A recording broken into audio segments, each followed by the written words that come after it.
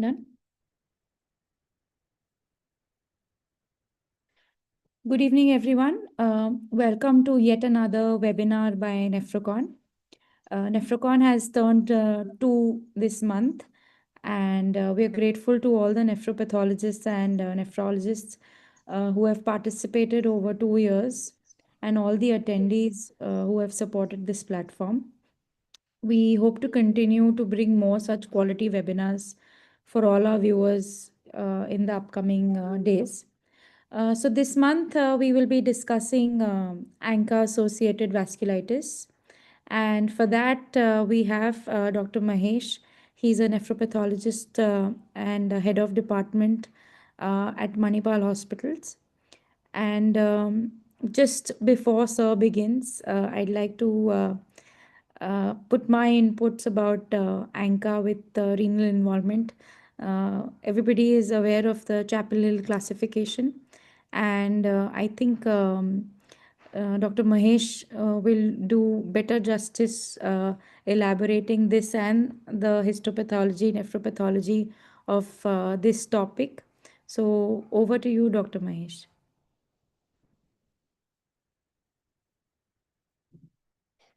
Sir, you can please share your slides now.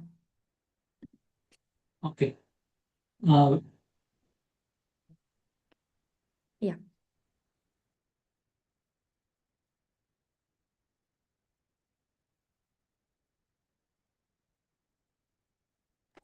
Good evening to everyone. I'm Dr. Mahesh here. I'm practicing pathology here in Manipal Hospital, Bangalore. Thanks to Nephrocon, Dr. Purva and the team for having me here.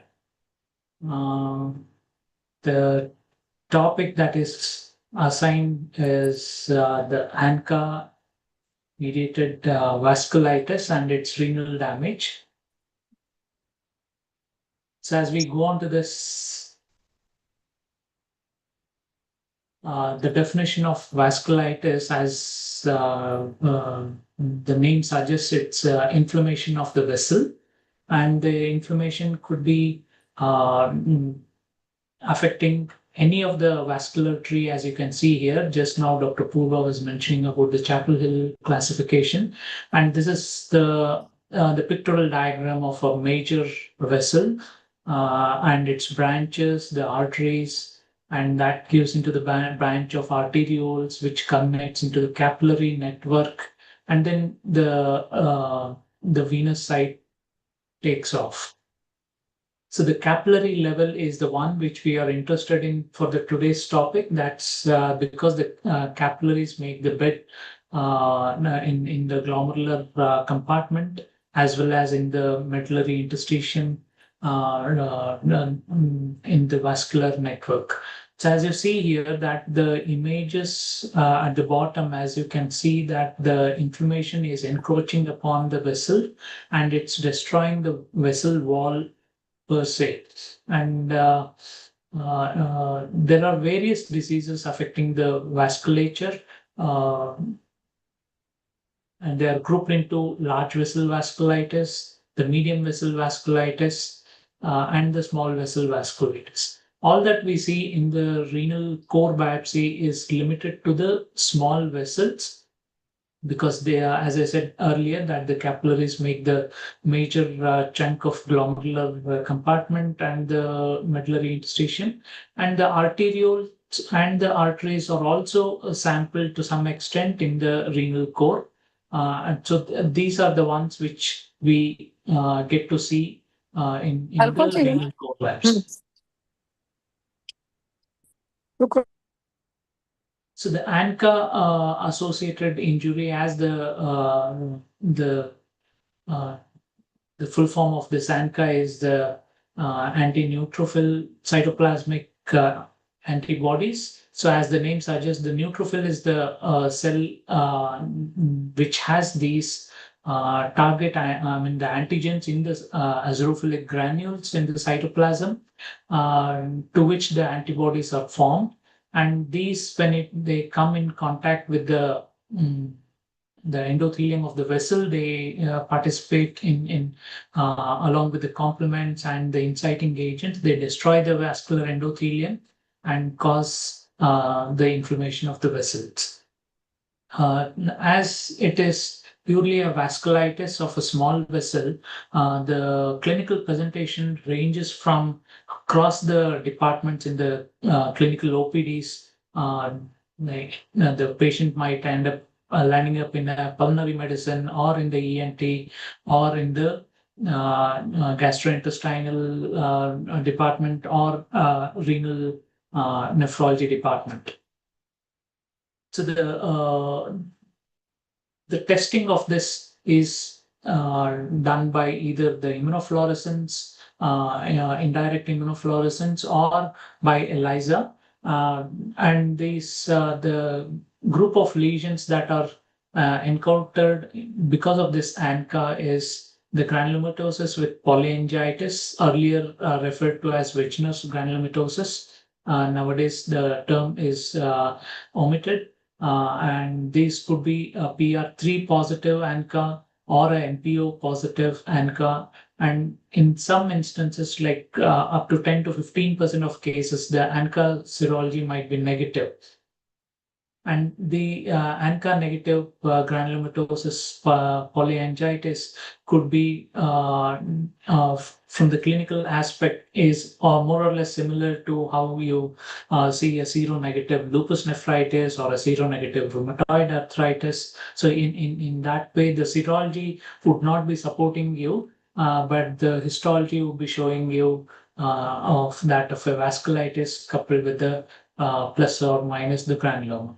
And the second would be that of a microscopic polyangiitis, the Church-Strauss syndrome, and the renal limited. It's only the renal system is being affected, sparing all the other organs.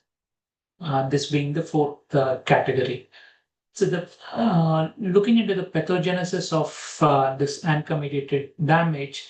So as you see that these are the azurophilic granules which are there in the cytoplasm of the neutrophil. They are very well placed in the cytoplasm, but however, when there is inciting agent, these granules are moved towards the cell membrane, and these are primed because of the inciting agents, and the antibodies, the ANCA antibodies bind to these activated neutrophils, to which they release the reactive oxygen species. Sorry. So, and the proteases, and along with that, there is a damage of the vascular endothelium. So following this, there is the activation of the T cells and the monocytes because of the recruitment of these proteases, and the damage is further accentuated by the activation of the alternate pathway because of this. I'm sorry, give me a second.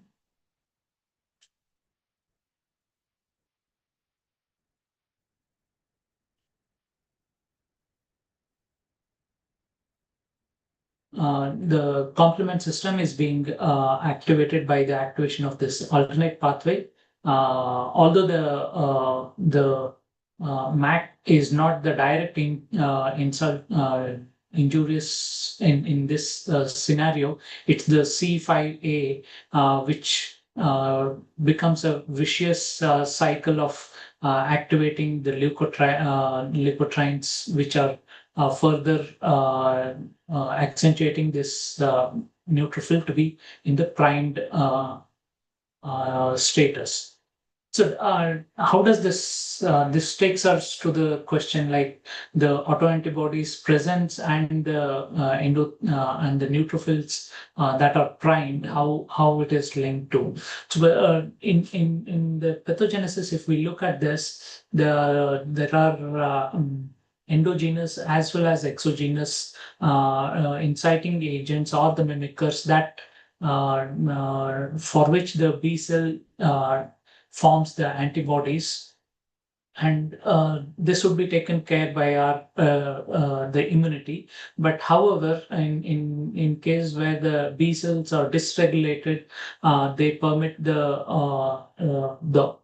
continuation of the autoantibody formation, and this is even helped by the Th17 cells, and thus there is the autoantibody formation which is in surplus, and the as I said before, the priming of the neutrophils which moves these antigens to the surface, following which these antibodies come and bind to this antigens. So how is this being tested in the lab? The ANCA detection techniques could be that of an indirect immunofluorescence, which is ethanol fixed, in which the ethanol fixed leukocytes are being tested. And this has a fairly high sensitivity of around 70 to 90%. But the more specific is that of a ELISA based, in which one can delineate that it is PR3 or the MPO, or even the other antigens like elastase, cathepsin G, azoxidine, lactoferrin, the lysozyme, and the PPI. So in the indirect immunofluorescence, these are the images for the C-ANCA and that of P-ANCA. So the P-ANCA starts, it is basically the perinuclear. That's how the nomenclature, it is P-ANCA, whereas the C-ANCA is more of a cytoplasmic positivity here that is seen, and that's the reason why it is called as a C-ANCA. So the predictive value for a Possiman crescentic GN, after having this result of the ANCA serology, this table shows the various combinations of the clinical presentation and the positive predictive value of it being a crescentic GN in the renal histology. So if we look at this, the presentation of a RPGN, and if the test is positive, then there is a likelihood of 95% turning out it to be crescentic GN. On the other hand, if the presentation is RPGN and the ANCA serology is negative, so that amounts to around 85%. It drops from 95 to 85. So mind you that the other 15% could be that of a ANCA negative Possiman crescentic GN. So if the presentation is hematuria and proteinuria with a less than 1.5 milligram of a serum creatinine, you see that the negative predictive value is almost 100%. So that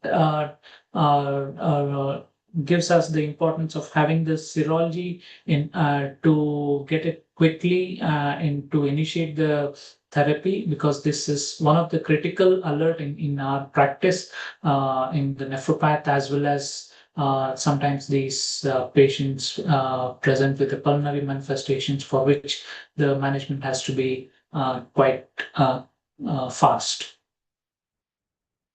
So going back to this Chapel Hill classification, as I said that this is more or less of a small vessel vasculitis. This yellow bar would give the range of the arteries, the vascular network that is affected in a small vessel vasculitis. So it can affect the capillaries, it can affect the arterioles and the arteries in the renal system that is sampled by a core. It can sometimes be seen even in the arcuate artery that is being sampled rarely. So if we look at this small vessel vasculitis, based on the immunofluorescence, where the intensity of the positive reaction is less than 2 plus or a negative, that would be named as a Possi immune reaction. And as mentioned earlier, it's categorized into three groups. the granulomas are the primary thing in case of GPA, and based on the serology of this ANCA. So the C ANCA is more of vaginous or the GPA, and the P ANCA is more in favor of MPA. In the clinical manifestation, these patients of Chuck Strauss would have tissue eosinophilia as well as peripheral eosinophilia, along with the allergic manifestations in the pulmonary symptomatology, along with the granulomas. So if we look at this chart, this gives us a fair idea about which of the ANCA the antibody is more common with particular disease. So if we look at this, the top one, which gives the table of the list of diseases associated with NPO, and the bottom is that of a PR3 ANCA. So if you see, the bulk of this PR3 is due to the GPA, and similarly the NPO ANCA is the bulk of it is due to microscopic polyangiitis. So these are the various positivity seen in these diseases. So you can see at the mid portion that there is a gap which is ANCA negative in all of these categories, and this category is further backed up with the renal histology of being a pauciimmune, along with the non-proliferative necrotizing glomerular nephritis. The clinical features with that of ANCA specificity in the two categories of PR3 and the MPO ANCA, it's the demographics and the outcome, the relapse rate are the ones which have slight difference. Otherwise, the renal histology would be more or less same, with the presence or absence of the granulomas being more common in that of a PR3 ANCA category. So if you see the demographics, the MPO are slightly older in the age affected, and the relapse rate is lower in case of NPO ANCA serology, and the upper airway disease is also relatively less common in the MPO category. So coming to the renal histology, that this gives us the flow of from normal glomeruli to the focal proliferative. So the left-hand side, which is in the blue shade, is other presentation as highlighted in the bottom. All that we are concerned with the ANCA damage, usually they present with a rapidly progressive glomerular nephritis in the clinical syndromic presentation, and in the histology that would be that of a crescentic glomerular nephritis. So as it's everyone knows that the RPGN definition, it's an accelerated renal failure that's because of the glomerular destruction. So this should have been a non-proliferative. So it's an error here.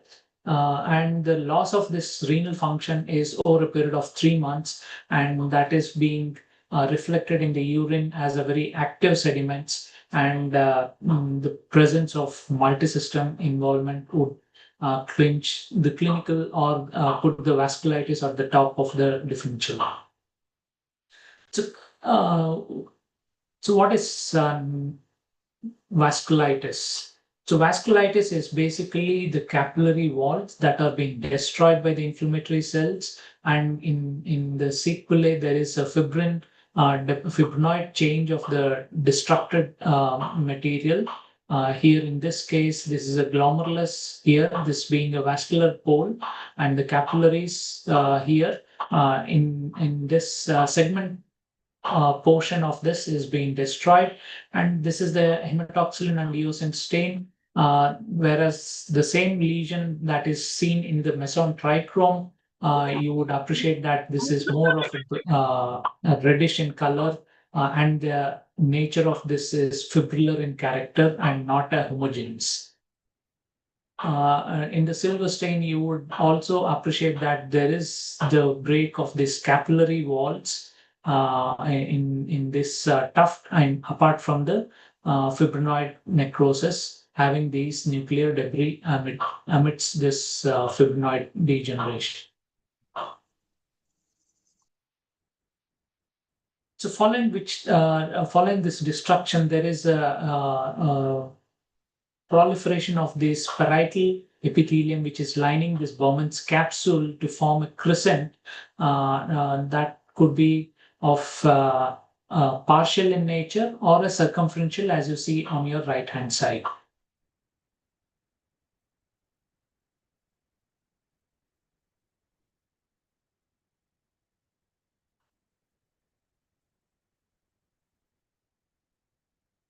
How do I get this laser in this?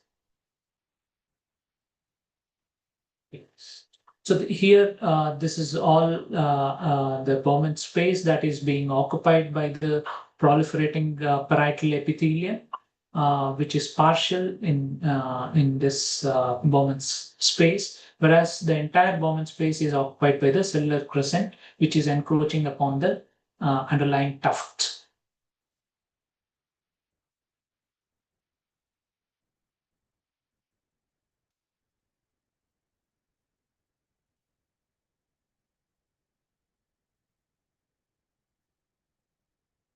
So the aging of crescent is one thing which we need to keep in mind, because this is one of the finding that gives us insight into what kind of the etiology the renal damage could be of. The aging of crescents are cellular, a fibrocellular, or a fibrous crescent. Based on this the composition, in a cellular crescent, it's more of a cells that is predominant. As you see here, the proportion or the composition of this crescent is more of a cells rather than the matrix in between. So more than 75% of the cells and less than 25% makes it as a cellular, whereas the fibrocellular crescent is a admixture of cells as well as a good amount of supporting tissue or the matrix material, as you see here. And on the silver stain, you can delineate the cells as well as the fibrous material. And you can also point out that there is hardly any Bowman's capsule surrounding this, that being completely destroyed. So in the fibrous crescent, it is the dominant composition of the crescent is that of a fibrous element or the matrix material with hardly any cells or the nuclei entangled in the matrix. So we'll go with a clinical history and the renal biopsy of one of the case, which belongs to that of an elderly woman who had presented with a sudden onset of oliguria, azotemia, and the hypertension.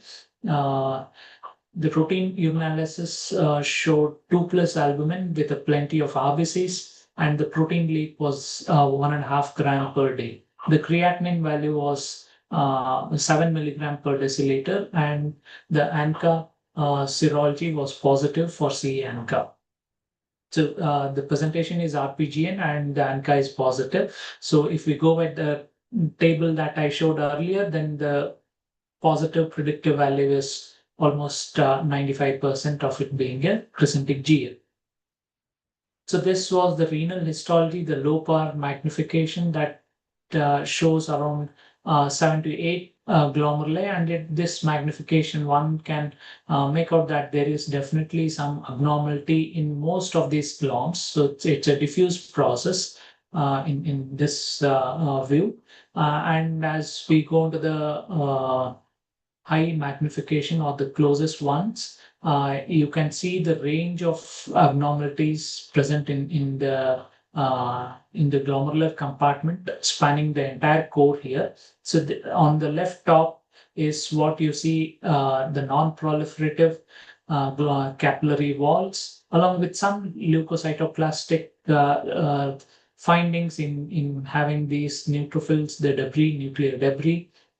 But in addition, in other gloms, there is a tough necrotizing lesion here, destroying the capillary wall, the rupture of the capillary wall, and inciting reaction at the parietal epithelium. And in another glomerulus, there is more florid crescent formation compared to the previous one, whereas here the crescent formation is almost circumferential in nature.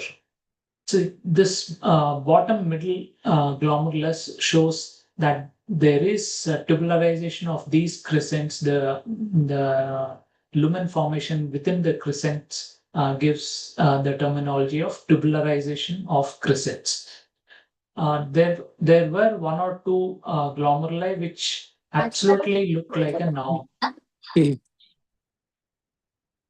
normal histology. So having the crescents and in combination with the normal set of gloms, as well as the uninvolved portion of the crescent bearing glomerulus having a non-proliferative nature, this almost tells us that this is a non-immune mediated crescentic glomerulonephritis.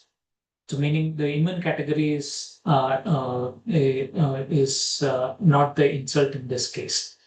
So in the closest magnification or in the oil immersion, you can see that these silver stain highlighting the capillary wall, and it ends up abruptly, thereby giving a look of that these capillary walls are being ruptured. So in a sclerotic phase, this is how the glomerulus would look like, or where the entire glomerulus is being eaten up by the inflammatory reaction here.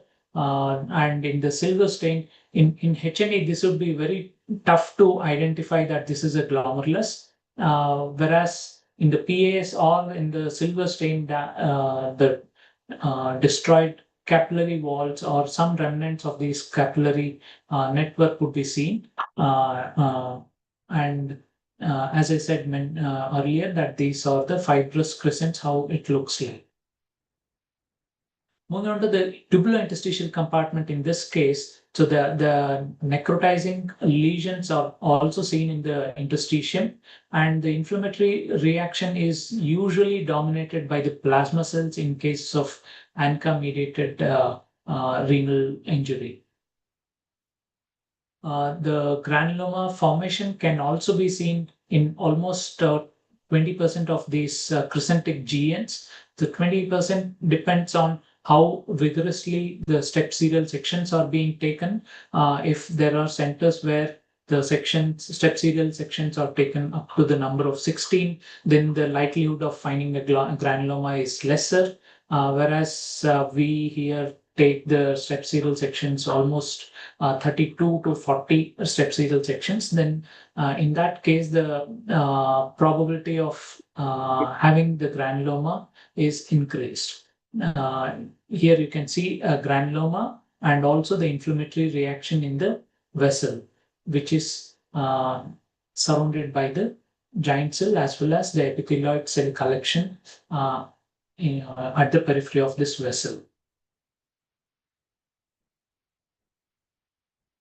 So as I said, in the Chapel Hill classification, the small vessel vasculitis can affect in the extraglomerular compartment in the arteries that you see here on the left side, or the arterioles where there is hardly any muscle layer in the vasculature. And you can see that these neutrophils are adhering to this vessel at the periphery.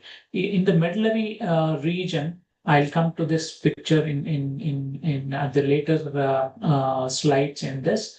So this is a medullary tubules surrounding which there are these vasa recta, and the neutrophils are causing damage to the endothelium of this vasa recta. So the prime diagnosis of pauciimmune glomerulonephritis relies on the immunofluorescence. As you see here, this is the glomerular compartment, and with various anti-sera that we deploy in the renal pathology practice, which includes IgG, IgM, complements like C3 and C1q, and the fibrinogen is optional, along with the kappa and lambda light chains. So none of these anti-sera are lighting up in these glomerular compartment, whereas the fibrinogen is highlighting the portion of where the crescent is being formed. The underlying capillary walls are completely negative with the fibrinogen.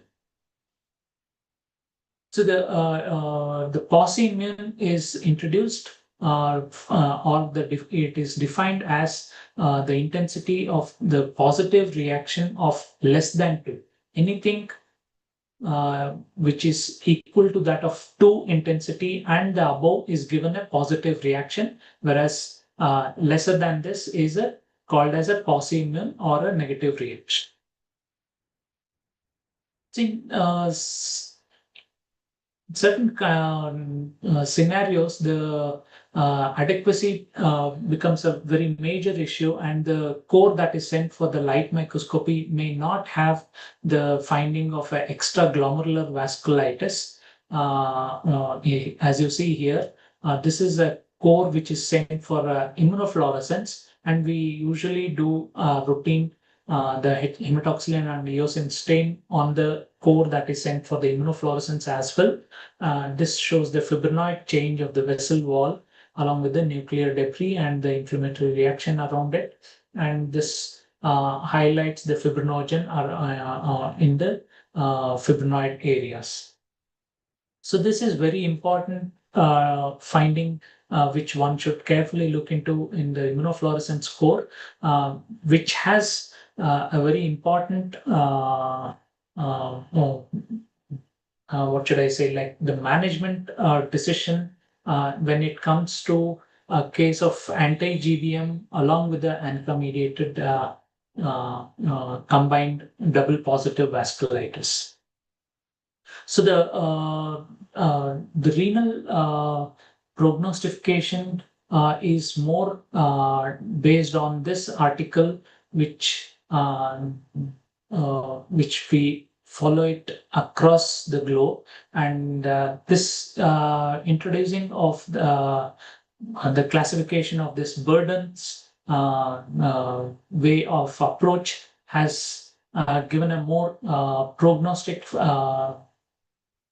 value to the categorization of the crescentic glomerulonephritis.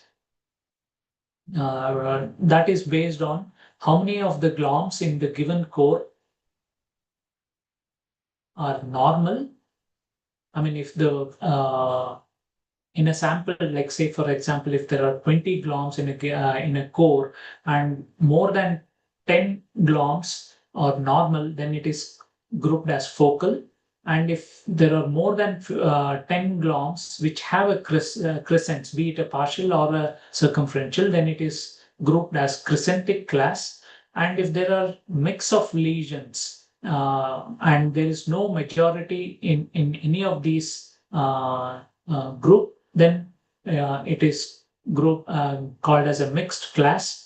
And if more than 50% of the sampled glomeruli are sclerotic or a fibrous crescents, then it is called as a sclerotic class. So this classification is backed up with the follow-up details of these patients over the 1 year survival and almost 10 years, I should say, in this article, which has given prognosis of being very good in the class of focal, that meaning more than 50% of the gloms are unaffected and they are normal in the core.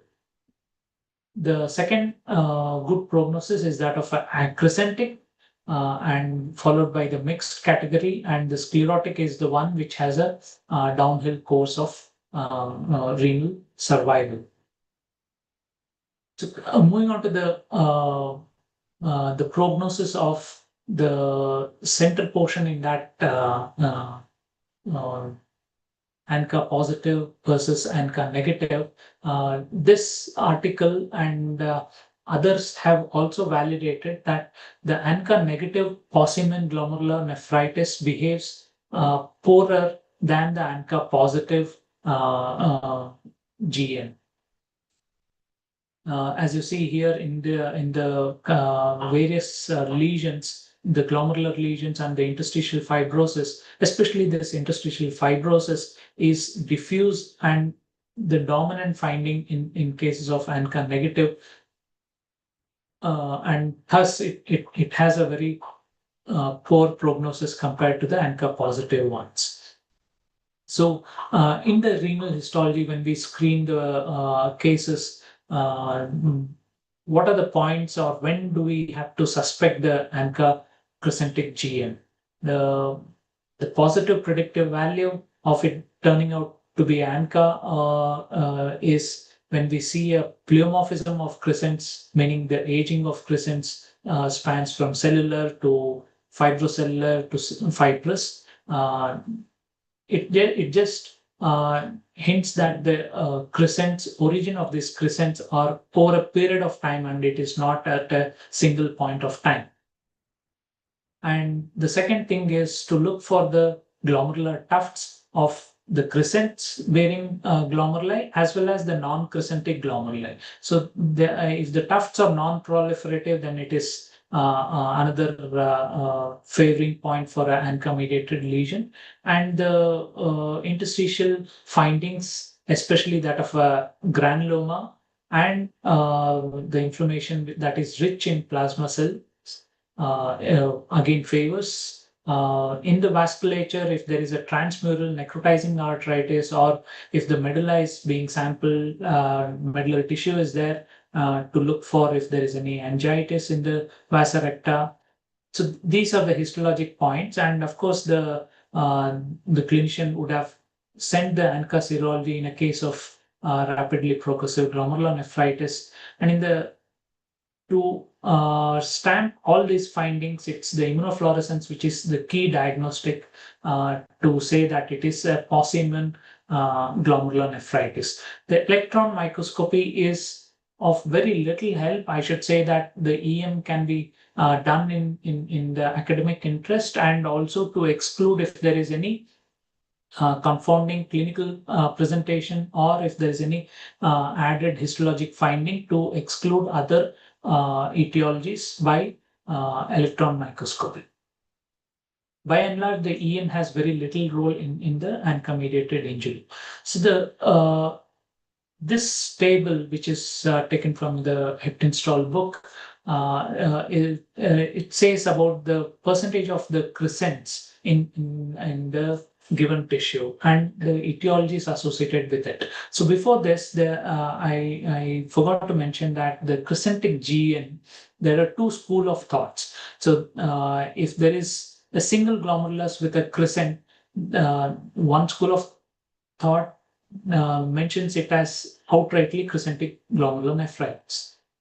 But there is another school of thought having a percentage of glomeruli being affected by crescents, and that amounts to more than 50% of glomeruli having crescents. So if we go by that, the second school of thought, the percentage of crescents, it's very obvious that the crescentic GN, or more than 50% of the gloms having crescents, fall in these two categories. The one is the ANCA glomerulonephritis and the anti-GBM glomerulonephritis. If you can see that in the middle of this, the percentage of patients with 50% or more crescents, so the bulk of it belongs to these two etiologies, and the focal crescents.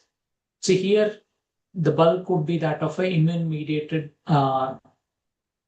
etiologies. So in that way, just by the look of crescents, the number of gloms with crescents, that would give a first look of what could be the etiology, the probability of whether it being immune-mediated or the other two limbs of ANCA or the anti-GBM before you go on to the more depth details of the histology as well as the immunofluorescence. So I'm sorry to interrupt. We have to have is it possible to Sure, we this have to is continue with it now? another Yeah. couple of slides. Yeah. So in the synods, it's the percentage of the glans and the aging of crescents. I've mentioned this earlier. The immunofluorescence becomes key, and the RPGN presentation, these are the three panels of immunofluorescence, how it looks like between immune complex or anti-GBM and the post-immune. And the post-immune would have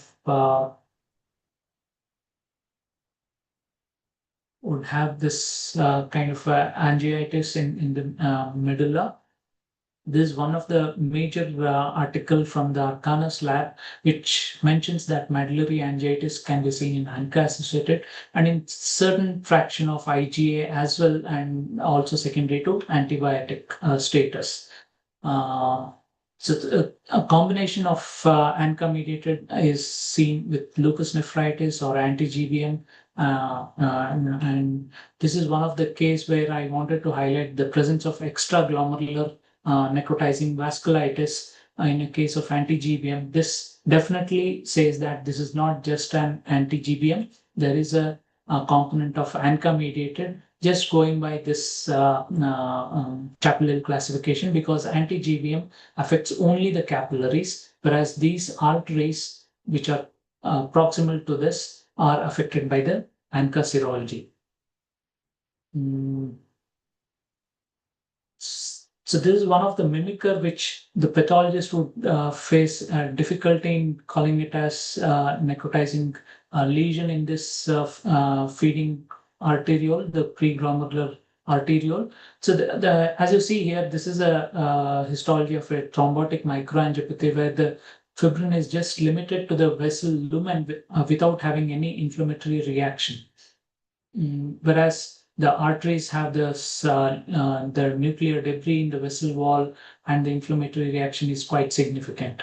I would leave the last slide as on with a quiz to all the participants here. Which of these two images depict a true crescent? One is true that of a crescentic GN, and the other one is that of a collapsing GN. So you have to decide which among the two is that of a true crescent. With that, I end my presentation. It's over to you, Dr. Purva. Thank you, sir. Is it A? I mean, just to close this quiz here.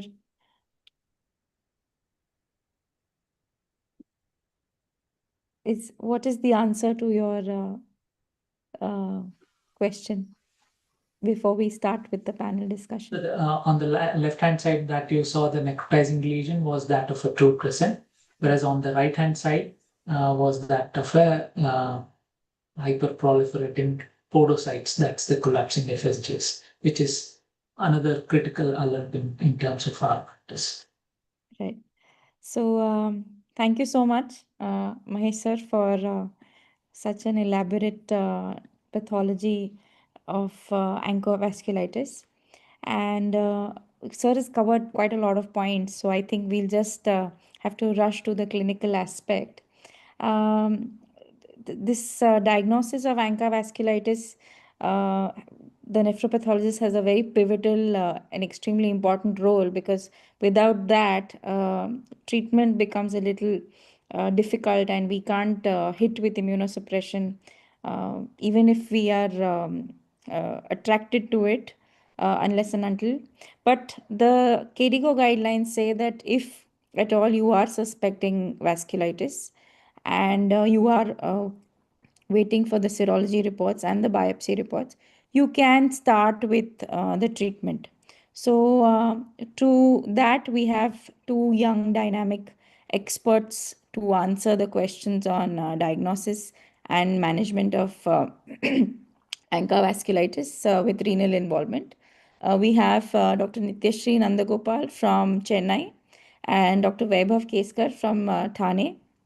I welcome you both to Nephrocon's anniversary forum on ANCA vasculitis. So the diagnosis of ANCA vasculitis can be a tough one, and more or less, nephrologist is not the first person actually being the primary physician of the patient. They may have undergone extensive investigations, and it could be that after the individual develops some sort of a renal injury, they will call a nephrologist. And it may affect all age groups, but the incidence is peaks in 60 amongst the 60 to 70-year-olds, and it has a male preponderance. So coming to the fact that everything has been done and now we have the biopsy in hand, I'd like to ask Dr. Mahesh sir, everything looks the same for an unskilled eye, like you've already taken a quiz for us. But if both, TMA and ANCA negative vasculitis can show fibrinoid necrosis, how should one differentiate between the two on biopsy? One of the main finding that a necrotizing lesion would have is because of the fibrin and the inflammatory reaction, the nuclear debris would be the telltale sign of a vasculitis, which is not a common finding of a thrombotic microangiopathy. The thrombotic microangiopathy, if it is seen in the vessels, that would be fairly limited to the lumen without having any inflammatory reaction. That is one of the main findings that we bank on to delineate between a TMA versus necrotizing lesion. Right. So, having neutrophils and probably the presence of crescents differentiates between a necrotizing GN and DNA. And of course, DNA. in the special stains that you have that's on the screen in the middle, so this glomerulus is undoubtedly a necrotizing lesion with a crescent. And the difficult part is this artery having a fibrin thrombus or is it a vasculitis? So if you carefully look at this being a silver stain, and if there is a rupture of the elastic tissue here that is highlighted as a black or a jet black in color, there is a disruption of this vessel wall and some amount of nuclear debris, but the disruption of this elastic tissue, which is not a common finding of a thrombotic microangiopathy. Right. So for us, I think we'll be able to reach that, okay, this is necrotizing GN. But I think the onus lies on the nephropathologist to delineate it between the two. And you were very beautifully explained it. Thank you for that. So coming to the part where the nephrologists are interested in, because prior to biopsy, we start sending ANCA serology, the PR3 and MPOs.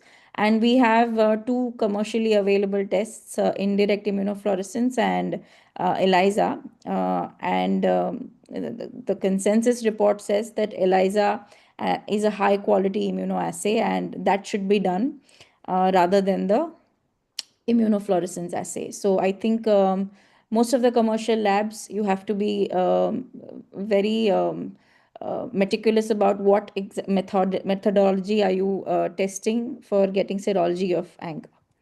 So with that, I'd like to ask Dr. Nithyashree, do you prefer ANCA serology or biopsy, and what is the sequence while diagnosing ANCA vasculitis with renal involvement? Yeah, to that, Purva, I'll answer it in two parts. I think it's not prefer one over the other. It goes hand in hand rather. So when there is a initial clinical suspicion, then we go ahead for the serology. And when the serology comes positive, then we definitely know we're dealing with something that is ANCA associated, damaging the kidney. We may initiate even steroid therapy without waiting for the biopsy report, because it's if somebody is presenting with rapidly progressive GN, it's a matter of time that we need to save starting treatment early is beneficial. But having said that, just a serology we will not probably go ahead with the full course of induction therapy with just the serology, because the histopathology offers so much more information in terms of prognosis also. What is the response to my treatment, and if is there underlying chronicity, which I'll be able to educate my patient further, and also set my treatment goals based on the pathology report that's available in front of me. So for a diagnosis and initiating treatment, I, without hesitation, when there's a clinical picture of crescentic GN and a positive ANCA, will initiate treatment. But how it's going to pan out, how I'm going to plan my induction or maintenance, depends on the biopsy report.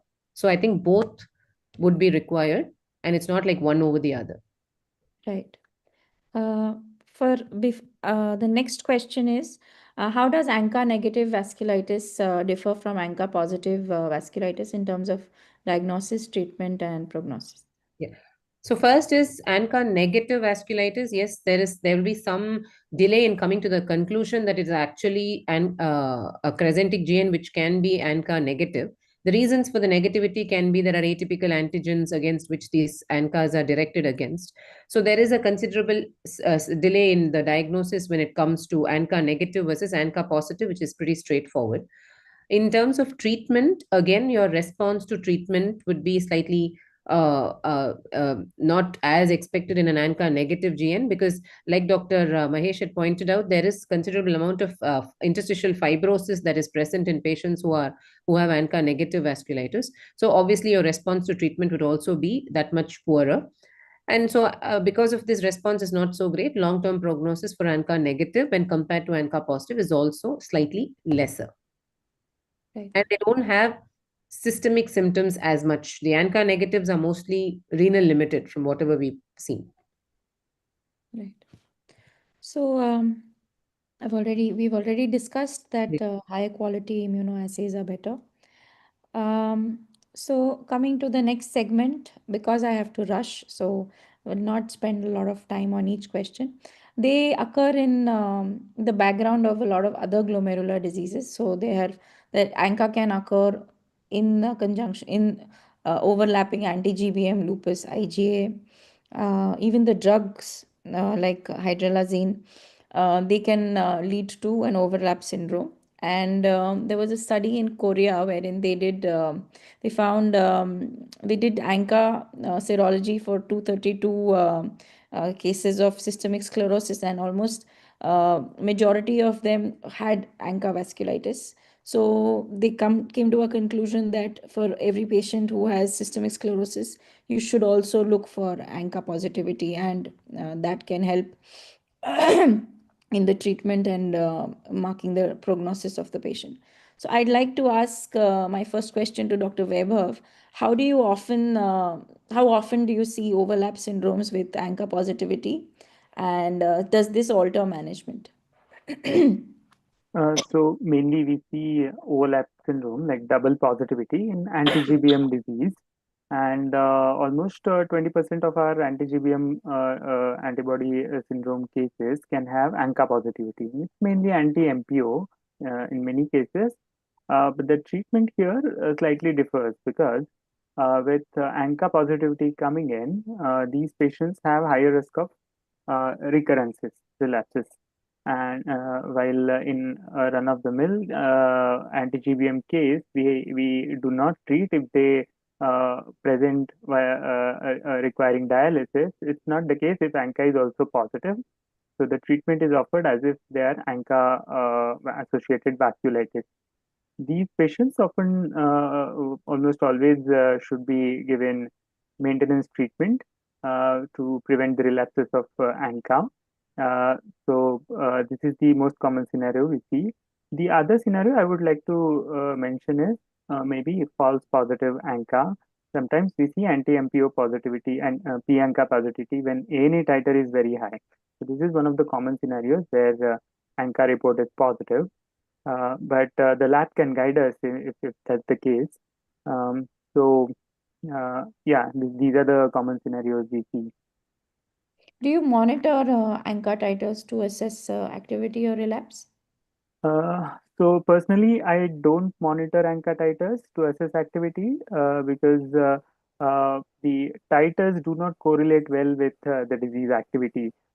They do not guide us about the duration of treatment or the agent that we choose for um, maintenance or induction therapy. So, even the titers do not preclude transplantation. So, if a patient is 6 months to 1 year after the is on dialysis for 6 months to 1 year, and there are no signs of disease activity, either renal or extrarenal, and ANCAs are positive. That doesn't preclude transplantation. So, monitoring ANCA titers does not tell us about the activity. Right. So, with that, we come with for the treatment and prognosis of ANCA vasculitis. In a nutshell, if there is no renal failure as such, rituximab and glucocorticoids work just fine. And if there's rapidly renal progressive failure, then we add plasma exchange and cyclophosphamide and other immunosuppression. Of course, maintenance we can do with rituxin. Even the non-renal cases, and azathioprine and MMF and prednisolone have been used for maintenance after remission. But in life,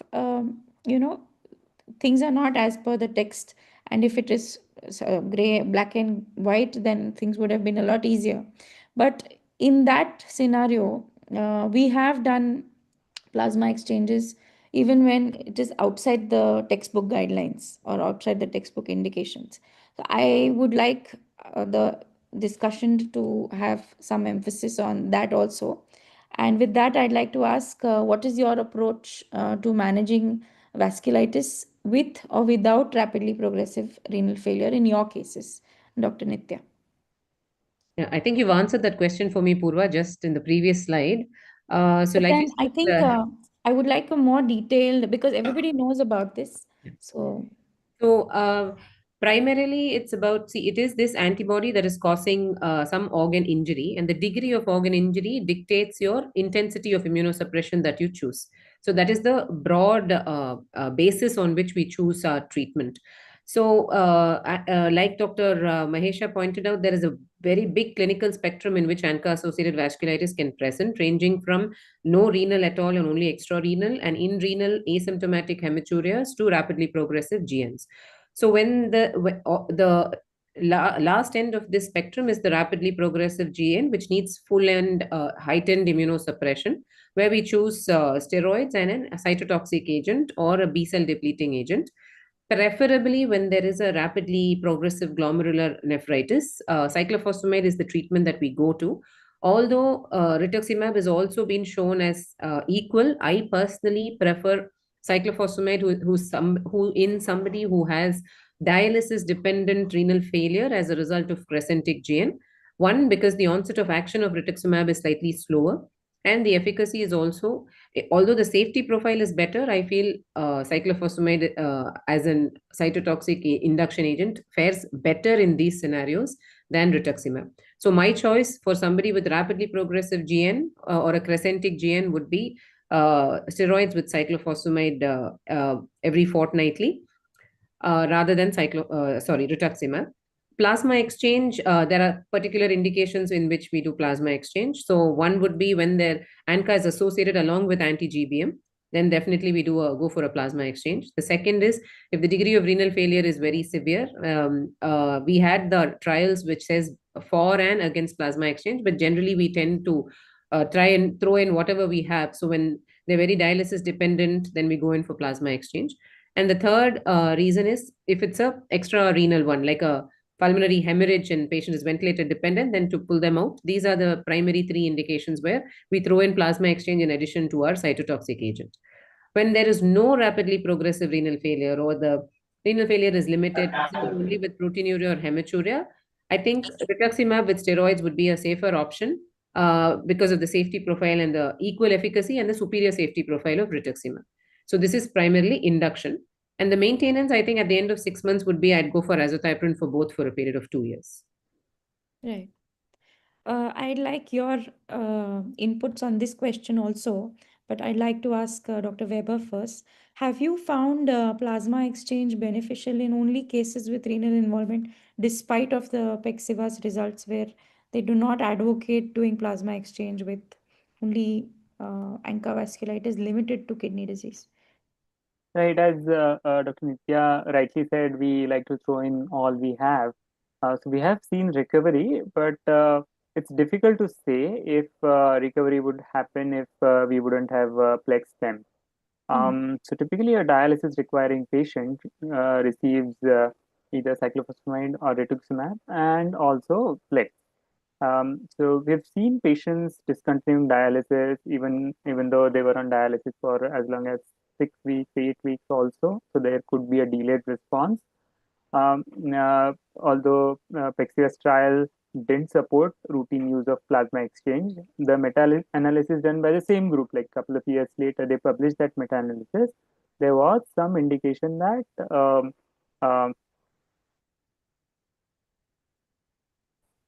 risk of end-stage renal disease would be less if patients receive plasma exchange. So we do use it, but it's difficult to know if what would happen if we don't use it. Hmm. Right. Dr. Nitya, I'd like your I think comments. I completely agree with what Dr. Vaibhav said. I think we just do everything that we can. But what really made that difference, was it just immunosuppression or the added on plasma exchange? Is very difficult to tease out that difference. And I think, like he said, the subsequent meta-analysis which showed benefit. So what's the harm? What's the harm in trying to get somebody out of dialysis when they're really in bad shape? So So how many, personally, we'll like go. before you say call it a day, how many plasma exchanges would you want to, A rough guide is we go with five sessions, maybe three back to back, and then two alternate days, and then mostly we see response in that. And I generally don't go more than that. Okay. Okay.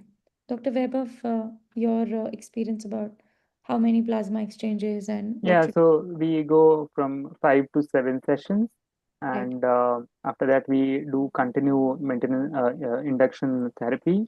Mhm. Uh, so we continue for up to 3 months.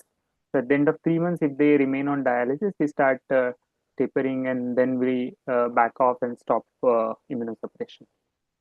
Right. So that brings me to the next question. When should immunosuppression be stopped?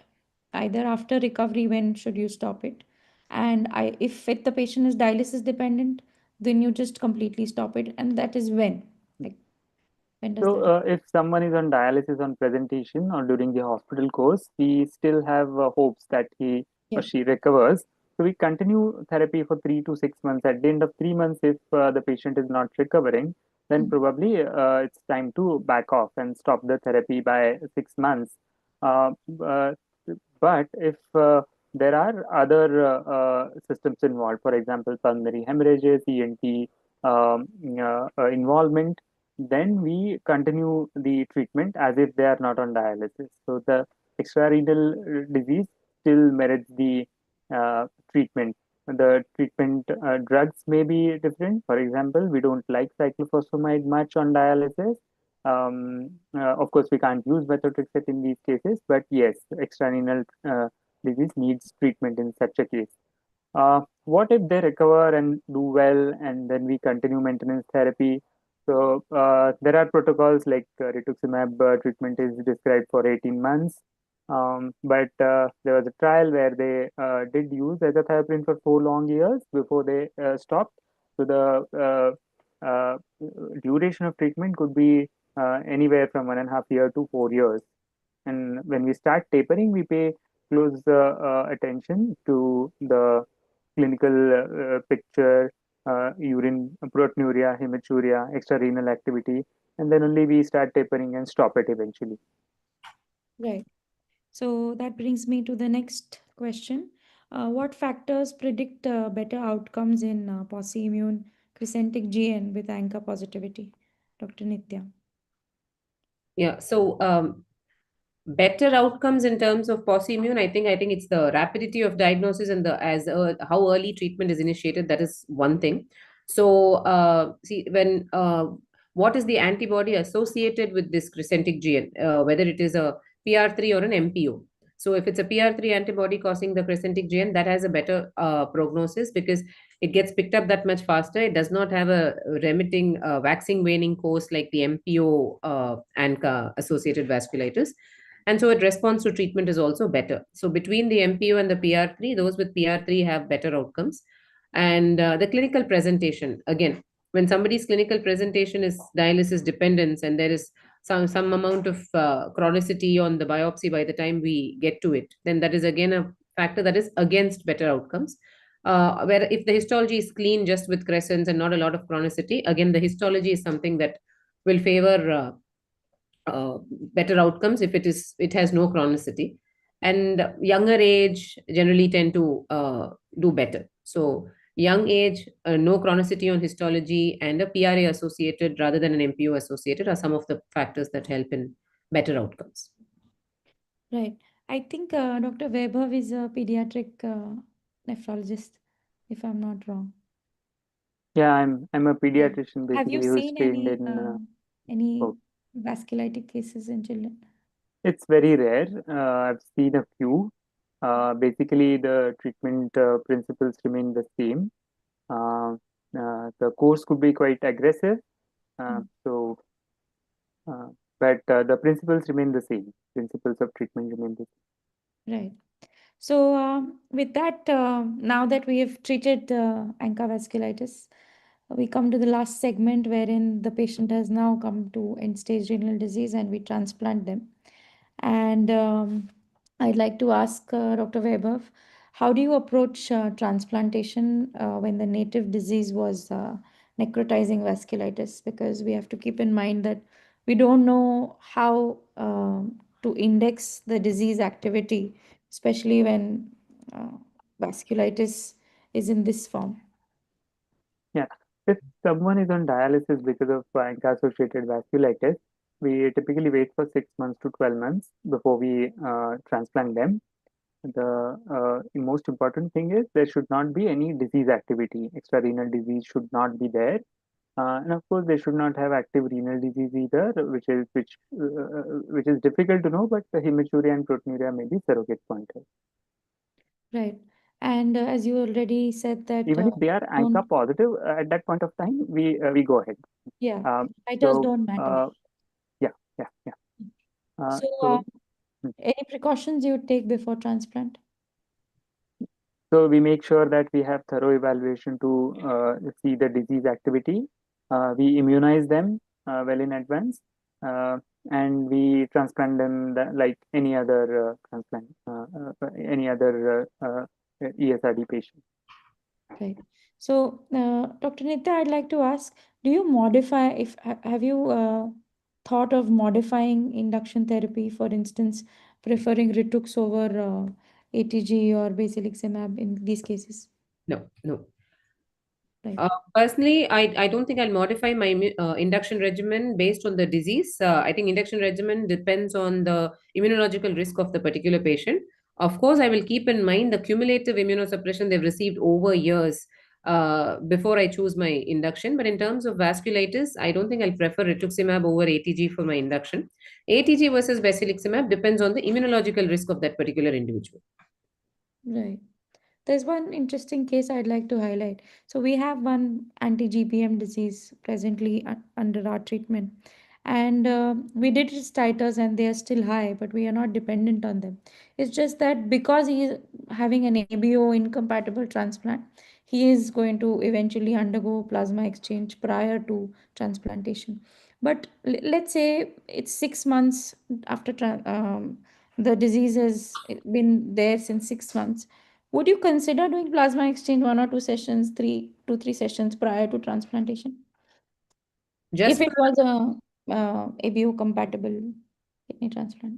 No, because we waited enough in terms of ANCA vasculitis, you waited enough for the disease activity to die down. You're waiting for a period of at least 1 year with clinical quiescence. So, and the ANCA titers don't really predict any recurrence in the allograft.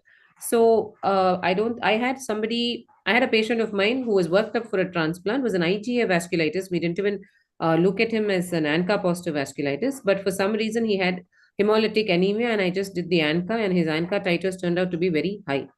I waited for a while, gave him some MMF to see if the titers go down. It didn't, and I did go ahead with transplant because he didn't seem to have any form of renal disease or extra-renal disease. And he's 2 years into transplant now and does not have any recurrence. So I did not resort to plasma exchange. So I don't think it warrants for the just the titers or the antibody removal. If there are extra other indications for plasma exchange, we can go ahead. Right. So Dr. Vaibhav has already answered how long should we be waiting before transplant. Now, coming to the recurrence part, Dr. Vaibhav, how often have you seen recurrence of vasculitis in kidney allografts? So 5 to 10% of patients who receive kidney transplantation have experienced recurrence after transplantation. And typically the transplant immunosuppression appears to protect against such recurrences. Whenever we see such recurrences, we try to treat them with either rituximab or cyclophosphamide. But yeah, so the recurrence doesn't mean that we are going to lose the graft. We can still be treating these patients and improving renal graft survival. Right.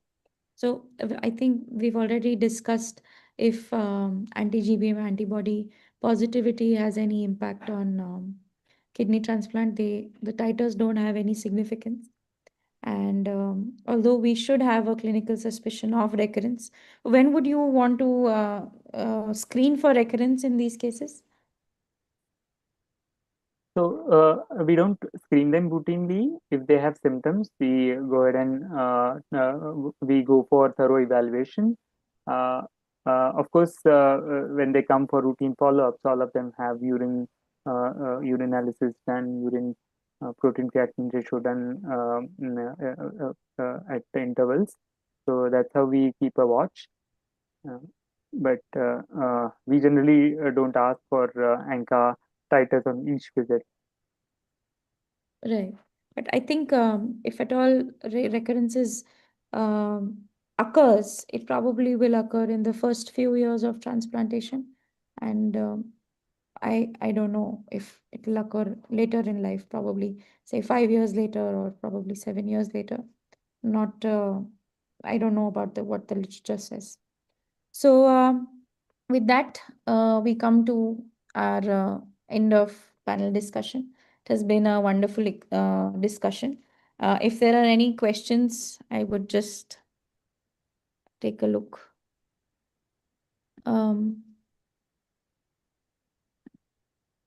So nothing, no questions for panelists. So thank you so much, Dr. Mahesh sir, Dr. Nitya, Dr. Vaibhav for participating in our 2-year anniversary forum. It has been a wonderful experience, and I hope to have you on board in our future webinars as well. Thank you so much. Thank Are you. there any comments from your end which you'd like to have? No comment. I mean, this has been very educative session. I have seen a couple of videos in the YouTube. That's really informative and also easy learning tool for all the nephrologists trainees as well as the nephropathologists trainees. It's a easy way of teaching, and it was. Thank you. So I'd like everyone to subscribe to our channel and probably take a look at our previous videos. And I invite you all to join our group as well for informal discussions if there are any. It's a group of nephropathologists and nephrologists. We tend to discuss cases whenever we are stuck. So it comes handy. And thank you all. Thank you. Thank you very much. Good night. Thank you. Thank you.